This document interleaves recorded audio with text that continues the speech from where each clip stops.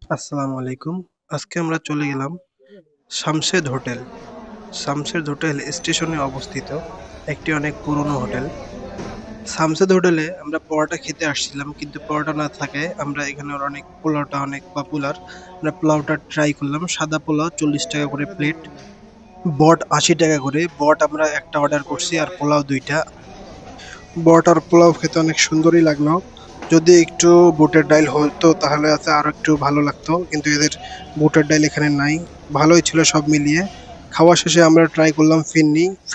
এই ফিরনিটা বলা চলে এখানে যত কিছু আছে তার মধ্যে বেস্ট।